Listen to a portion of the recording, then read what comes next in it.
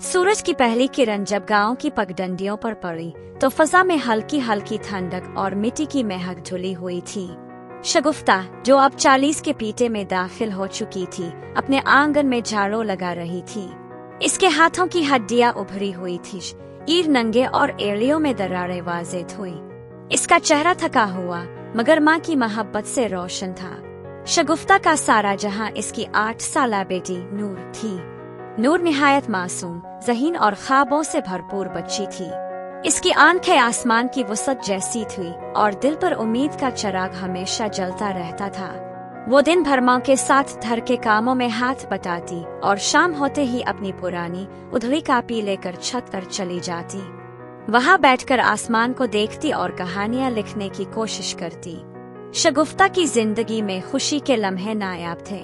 इसका शौहर बरसों पहले एक हादसे में दुनिया छोड़ चुका था और इसके बाद इसने किसी और का सहारा नहीं ढूंढा। नूर ही मेरे लिए सब कुछ है, वो अक्सर खुद से कहती।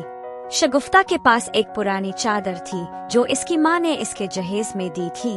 ये चादर इसके लिए महज कपड़ा न थी, बल्कि इसमें इसके बचपन की यादें, माँ की खुशबू और बेशुमार ख्वाब लिपटे हुए थे।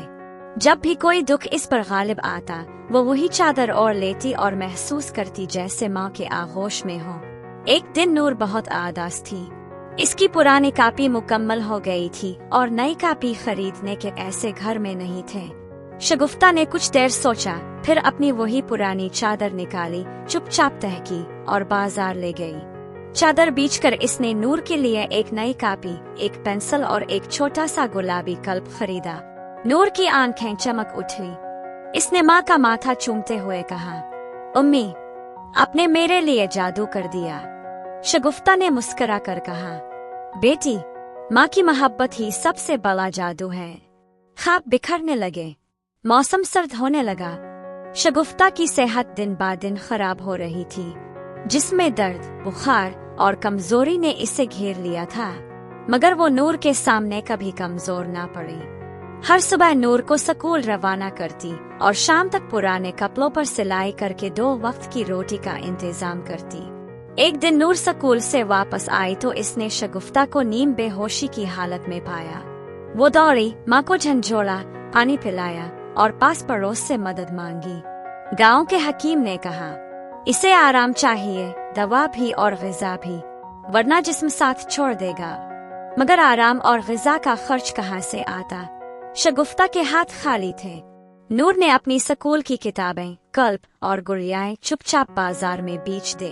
चंद दिन की दवा आ गई, मगर बीमारी लंबी थी। वो आखिरी रात, सर्दियों की एक काली रात थी। आसमान पर बादल थे और हवा में खुनकी। शगुफ्ता बिस्तर पर लेटी हुई थी, चेहरा पीला, आंखों में नमी और सांस धीमी। नूर इसके करीब बैठी थी, हाथ थामे हुए। इसकी आंखों में आंसू थे मगर चेहरे पर मजबूती। शगुफ्ता ने कमजोर आवाज में कहा, नूर, मेरी जान, तुम्हारे ख्वाब बहुत कीमती हैं, कभी उनसे समझौता ना करना। माँ तुम्हारे साथ ना हो तो क्या हुआ, ख्वाबों की चादर जोड़ लेना, माँ की आगोश मिल जाएगी। नूर फूट फूट कर रो दी।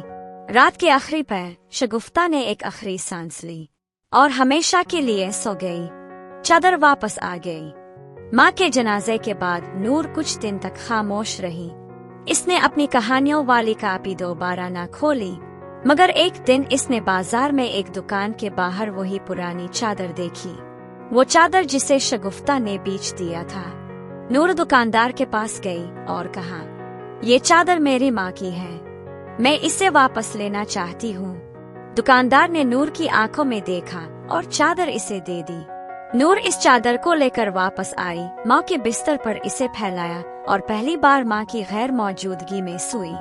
उसी रात इसने अपनी कापी निकाली, कलम पकड़ा और पहली कहानी लिखनी शुरू की। ख्वाबों की चादर।